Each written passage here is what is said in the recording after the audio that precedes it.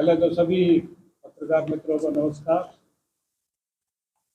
मेरे साथ में मेरी दाहिनी ओर श्रीमान शक्ति सिंह जी परिहार का मैं आपको परिचय कराना चाहूँगा।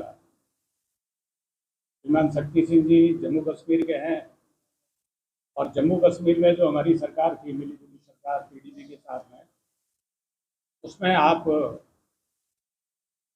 मंत्रिमंडल में मंत्री रहे, आप डोडा से विधायक थे।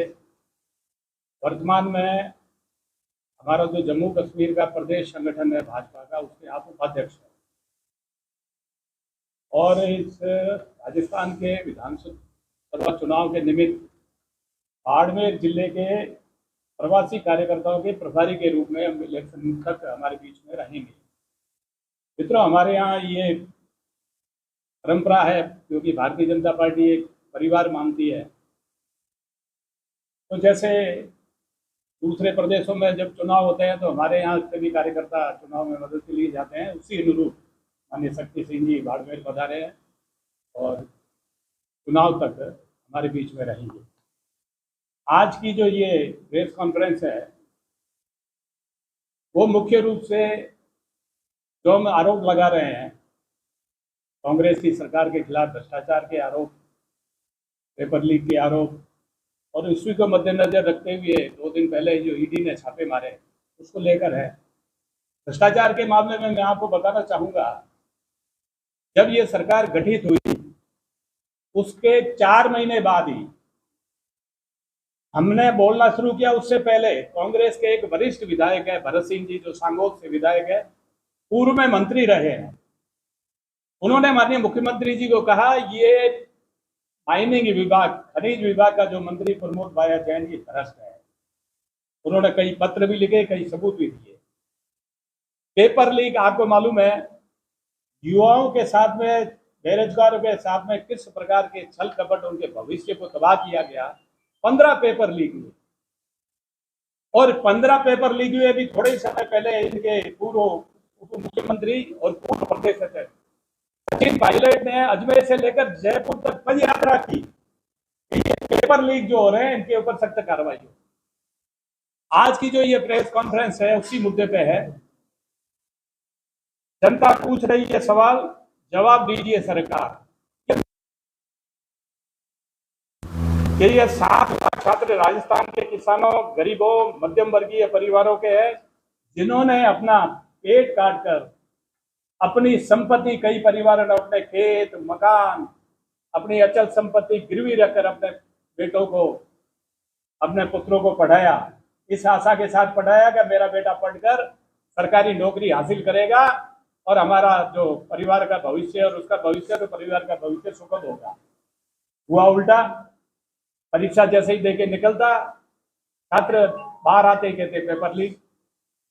तो उसके लिए ये सवाल है जो जनता, 70 लाख जो बेरोजगार छात्र है वो मुख्यमंत्री जी से पूछ रहे हैं। राज्य की ओबीसी, दलित, आदिवासी परिवार के लाखों बच्चे पेपर लीक के कारण ठगे गए।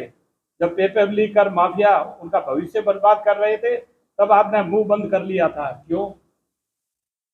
पेपर लीक का मास्टरमाइंड सुरेश ढाका अब तक फरार है। आपकी एसओजी, एसीबी आज तक क्यों नहीं पकड़ पाई? क्या उसको नहीं पकड़ना का सरकारी निर्देश था?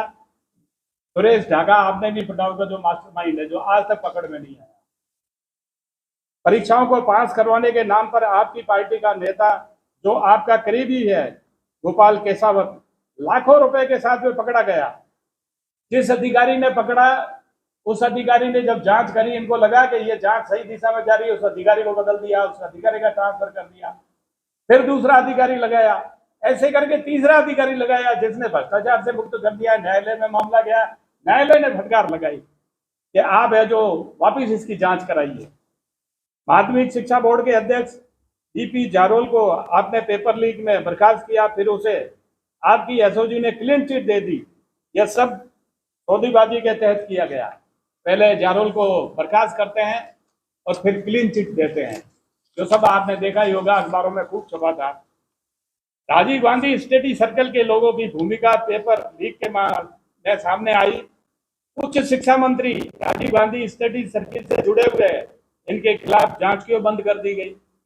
माननीय डोटासरा जी, जिनके यहाँ ईडी का छापा पड़ा, क्या आपके पास इस बात का कोई जवाब है कि एक ही कस्बे से 100 सब इंस्पेक्टर सेलेक्ट कैसे हो गए? ये आपने देखा होगा, एक ही कस्बे के, एक ही सेंटर के 100 सब इंस्पेक्टर एक साथ सेलेक्ट हो जाते हैं। ये भी बड़ा विचारणीय प्रश्न है। क्या यह बात सच नहीं कि आपकी पार्टी के प्रदेश अध्यक्ष और पूर्व शिक्षा मंत्री गोविंद सिंह जी चौटासरा के बारे में आपने पढ़ा होगा और सामने आया, उनके परिवार के 3 सदस्य आरएस मेन में पास हो गए। आप ताजुब करिए, जो आरएस का रिटर्न एग्जाम हुआ, जिसके अंदर जो टॉपर थे, उनको इंटरव्यू में जो इनके परिवार के सदस्य जिनको हाईएस्ट नंबर दिए, जो रिटर्न में टॉपर थे, उनको कम नंबर दिए। इस प्रकार मिली भगत से इनके परिवार के 3 सदस्य आरएस बन गए। क्या यह बात सच नहीं कि शिक्षक दिवस पर शिक्षकों का एक सम्मेलन हुआ, आप सभी ने देखा होगा, जिसमें ये डोटासरा जी शिक्षा मंत्री थे, माननीय अशोक गहलोत जी के साथ में शिक्षकों के शिक्षक दिवस जो मनाया जाता है, सभी शिक्षकों के बीच में उपस्थित होकर पूछा, माननीय मुख्यमंत्री जी ने पूछा कि शिक्षकों से पूछा क्या शिक्षा विभाग में कोई भ्रष्टाचार तो नहीं है? तो शिक्षक खड़े हो गए और कहने लगे भ्रष्टाचार हमारे यहाँ तो तबादले जितने भी हुए पैसे लेकर दिए। ये सभी आपने देखा होगा, अखबारों में भी छपा था। आज जो राजस्थान के लाखों युवाओं को न्याय दिलाने का काम ईडी कर रही है, आपको नहीं लगता है यह काम आपकी एसओजी और एसीबी का था? और उनकी क्या मजबूरी थी कि यह सत्य नहीं? ये एसओजी जिसके उन्होंने गठन किया, वो केवल लीपापोती करती रही। एसओजी का काम था कि वो ईमानदारिता से काम करती। उसने क्या किया, छोटी मछली को तो पकड़ लिया, बड़ी मछली को नहीं पकड़ा। ये वक्तव्य कौन दे रहा है?